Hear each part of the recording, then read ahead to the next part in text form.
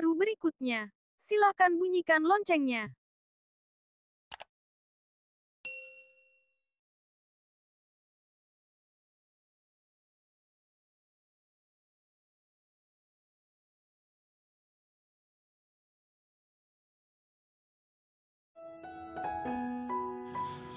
Perkenalkan, namaku Topan, usiaku 28 tahun.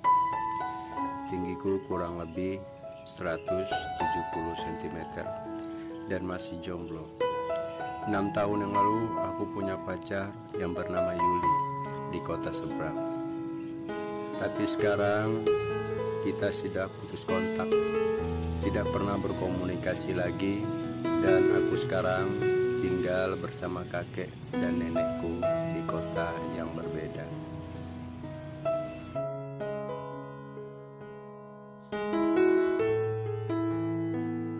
Suatu hari aku bermain game di warnet.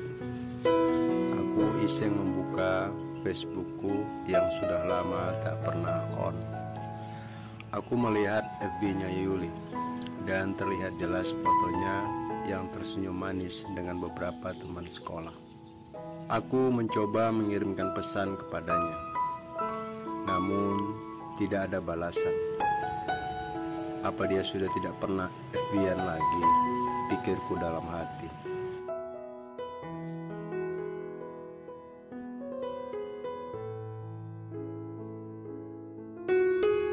Aku melihat updatean terakhirnya dan foto-foto terakhir yang diupload. Ternyata benar, dia sudah 5 tahun tidak FB-an lagi. Tiba-tiba seseorang yang menepuk pundakku, sehingga mouse yang ada di genggamanku terjatuh ke lantai. Aku benar-benar terkejut. Aku menoleh dia dengan penuh rasa emosi, tapi dia tersenyum lalu berkata, "Hai Topan, masih ingat enggak sama aku?" ucapnya sambil mengusap pundakku. "Iya, ternyata kamu Berry. Singkat cerita, kami ngobrol cukup lama dan dia meminta aku agar kembali merantau ke kota seberang karena dia membutuhkan seorang kepercayaan yang bisa menjadi asisten pribadi."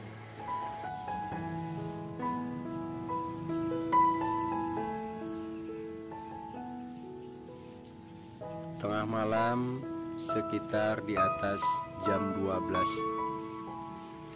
malam, mulai kami berangkat dengan mobil pribadinya, dan kami tidak hanya berdua tetapi ditemani oleh teman yang bernama Jai.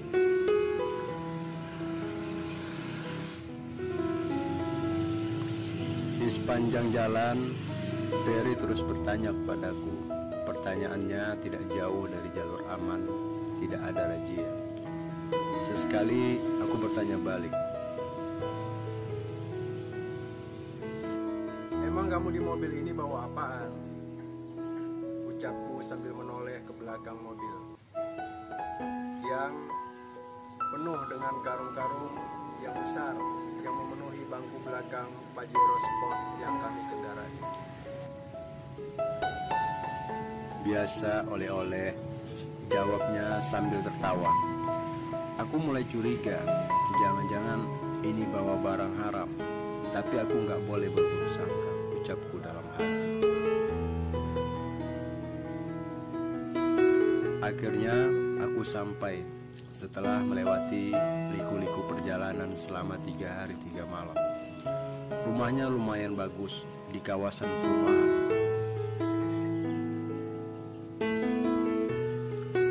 Sampai di rumah, aku dikenalkan dengan istrinya. "Kamu kenal nggak? Istriku dulu adik kelas kita," ucap Berry kepadaku. Gak berapa lama,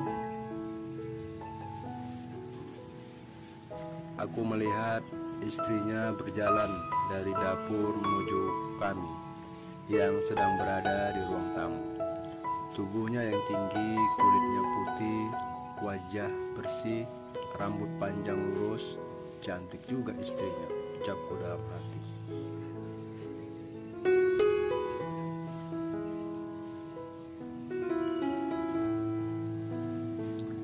Dan dia tersenyum. Aku sepertinya mengenal dia. Ternyata Yuli, istrinya Perry, ucapku dalam hati. Aku terkejut. Aku gak nyangka selama ini aku mengira Yuli itu belum menikah. Aku terdiam sejenak.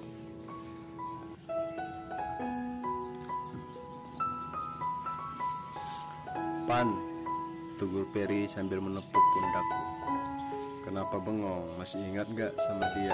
Tanya Perry. Masih, siapa sih yang gak ingat?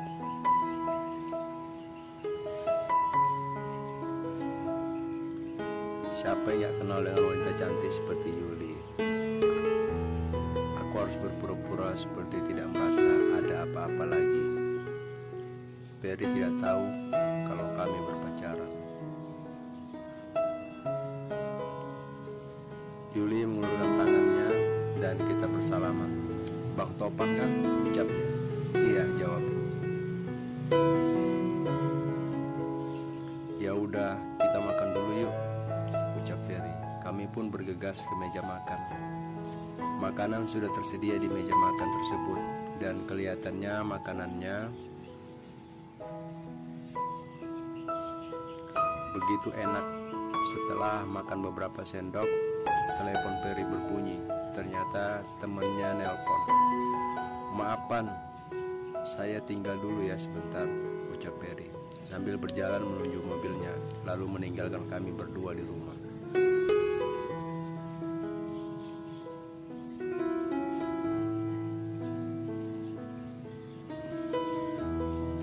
Kami ngobrol, cerita tentang masa lalu yang pernah dialami. Kemana saja kamu selama ini Bang? Kenapa kamu hilang begitu saja seperti ditelan bumi? Tanya Yuli. Selama ini aku tinggal dengan kakek di kampung. 8 tahun yang lalu, kejadian kebakaran yang menghanguskan 300 rumah.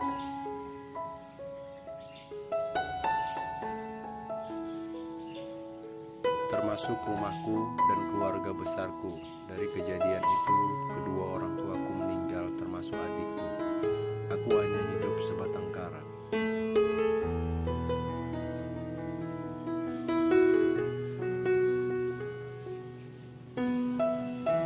Kakek menjemputku dan bersamanya aku tinggal selama ini. Beberapa kali aku berusaha mencari tahu alamat kontak milikku, namun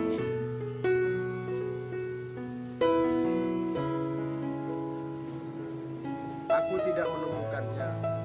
Apalagi handphoneku pun ikut hangus terbakar. Pada saat itu aku hanya bisa pasrah. Sebenarnya aku ingin ngobrol seperti biasa denganmu.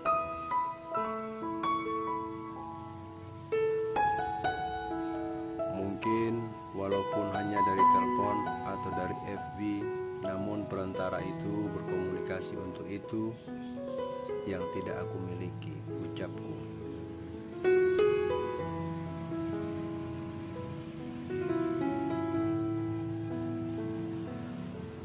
Yuli meneteskan air mata. Ini takdir Bang.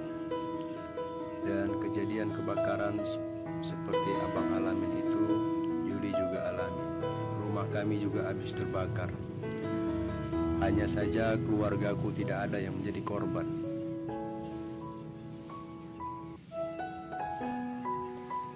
Tapi dari kejadian itu, ayahku tidak sanggup lagi membayar hutang karena semua kontrakan milik ayah habis dilalap si jago merah. Mau tidak mau,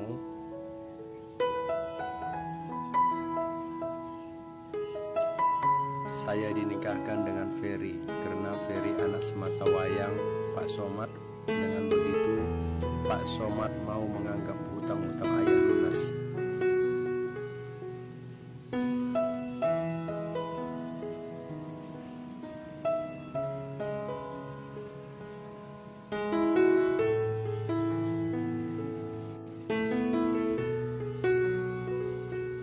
Ucapnya sambil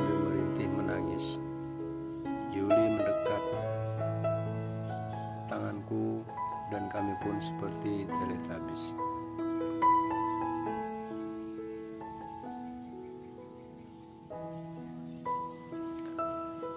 Hari semakin gelap, tapi Peri belum juga pulang. Sambil menunggu Peri pulang, aku menonton TV di rumah. Di ruang tamu, waktu terus berjalan, sudah memasuki jam 12 malam.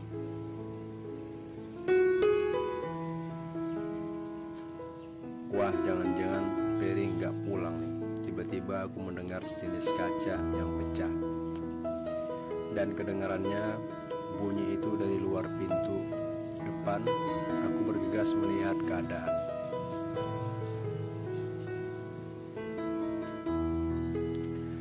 Begitu aku buka pintu, ternyata hanya kucing yang menyenggol gelas minuman yang ada di meja taman.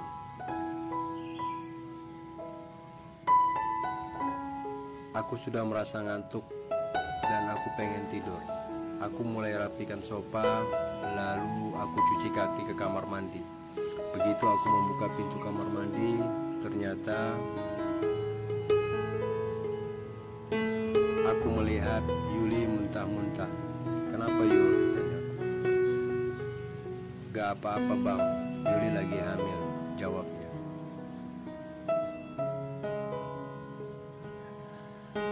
Seharusnya Peri selalu ada di sini untuk menemani kamu. Kalau terjadi apa-apa dengan kamu gimana? Ucapku.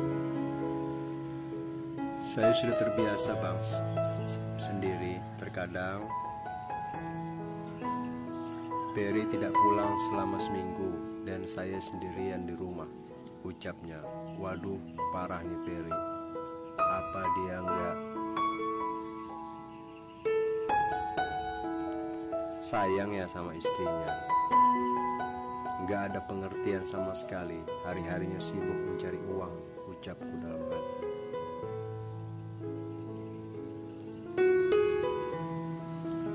Siangnya Peri pulang dan kami sempat ngobrol empat mata dengan Peri. "Apa sudah bisa dimulai?" tanya Peri. "Oke, aku siap," jawabku.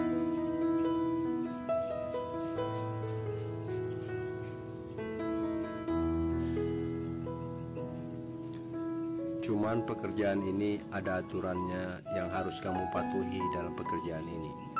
Yang pertama, tugas kamu hanya mengambil barang dari seberang, lalu membawanya ke sini naik mobil pribadi, dan kamu yang menyupirnya sendiri. Yang kedua, kamu tidak boleh bertanya tentang barang-barang itu, karena tugas kamu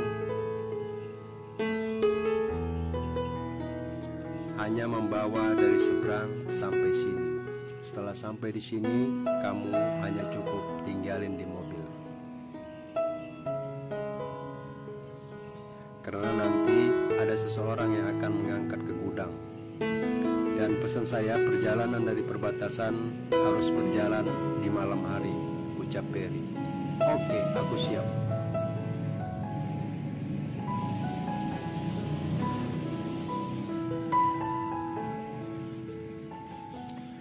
Di malam hari, aku berangkat dari rumah Peri ke kota seberang. Perjalanan 3 hari 3 malam, dan sampai di sana aku balik lagi ke rumah dengan membawa barang tersebut.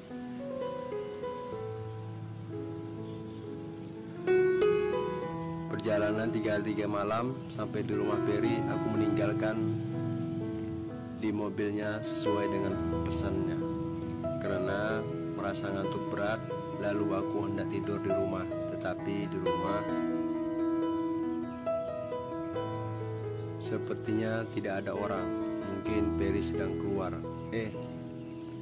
Di belakang ternyata ada Yuli yang sedang memasak. Karena kondisiku lagi ngantuk berat, aku langsung tertidur.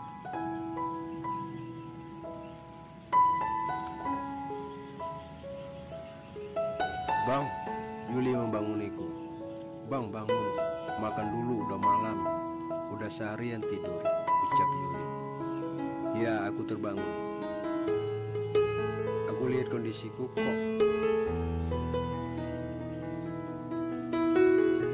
rapi banget. Kapan aku pakai kaos kaki kalau tidur? Ini selimut siapa? Ucapku dalam hati.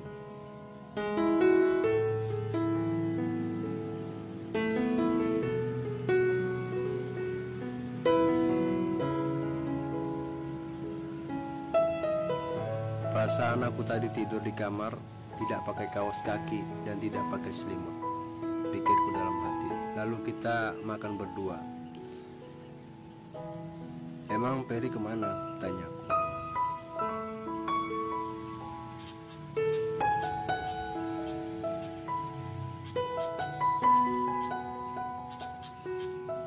Gak tahu, dia gak pernah bilang kalau dia pergi kemana.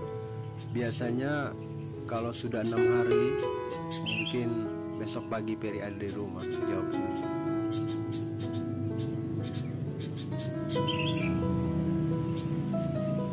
Kita saling ngobrol, saling curhat, terkadang kita bercanda, tertawa. Begitulah hari-hari yang kita lalui selama 2 bulan. Aku semakin akrab dengan Yuli. Malam ini aku mungkin melakukan hal yang sama, pergi ke kota seberang. Setelah selesai mengecek kondisi mobil, mulai dari ban, mesin, sampai kebutuhanku dalam perjalanan nanti. Aku mandi.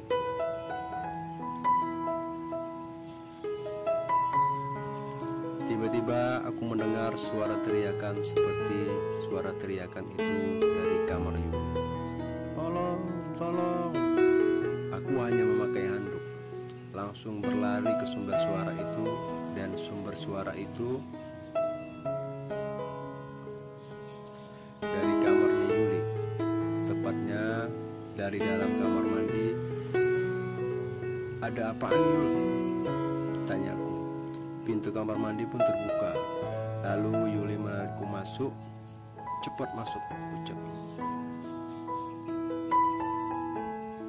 Kedua tangan Yuli ada di belakang kedua telingaku, dengan bagaikan mengelus bulu anak kucing, dan kondisinya sangat dekat denganku. Seperti tidak ada jarak antara aku dan Yuli, dan badannya polos tanpa tertutup oleh sehelai benang. Kamu boleh ngelakuin apa saja, ini kemauanku, pinta Yuli padaku.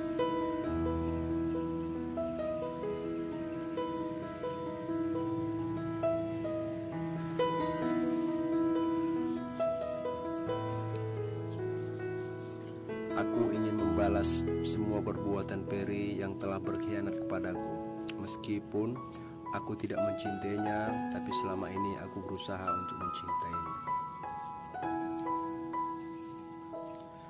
Namun dia tega membalas dengan yang tidak pernah terduga olehku. Nova, teman dekatku, sudah hamil 3 bulan, dan akhir-akhir bulan ini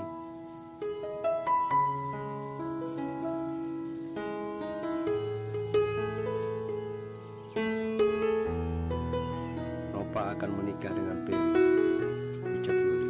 Aku hanya terdiam. Aku bingung harus berbuat apa.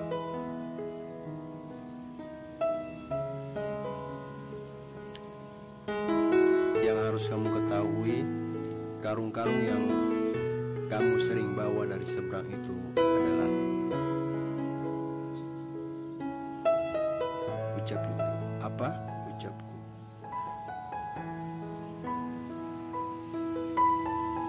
Sudah kuduga dari awal bahwa yang di karung itu adalah, ucapku dalam hati. Kamu masih mau punya penghasilan uang haram dan masih memilih hidup tidak tenang karena hari-harimu akan dihantui oleh kejaran polisi, ucapku. Tiba-tiba suara tembakan terdengar. Suara itu sepertinya dari gudang belakang. Terdengar juga suara aparat polisi yang minta orang-orang yang di gudang harus menyerahkan diri, tapi malah orang-orang di gudang membalas dengan tembakan ke aparat. Terjadilah saling serang antara Ferry bersama teman-teman dengan polisi. Yuli merasa takut dengan suara-suara tembakan itu. Aku berusaha menenangkannya. "Tenang, Yul," ucapku dalam hati. Aku ambil baju yang tergantung di gantungan pakaian yang ada persis di sampingku. "Nih, cepat pakai." Dan kami langsung berangkat dengan mobil yang tadinya sudah kupersiapkan. Aku dan Yuli segera melakukan pernikahan setelah Yuli melahirkan anaknya dari Ferry. Anaknya yang lahir adalah seorang laki-laki. Kami beri nama Fernanda. Meskipun ayahnya Fernanda sudah berpulang atas kejadian itu, namun Fernanda tidak akan pernah merasa hidup sebagai anak yatim, karena aku akan menjadi ayah yang baik untuknya. Aku dan Yuli hidup di kampung seberang dekat dengan rumah kakek.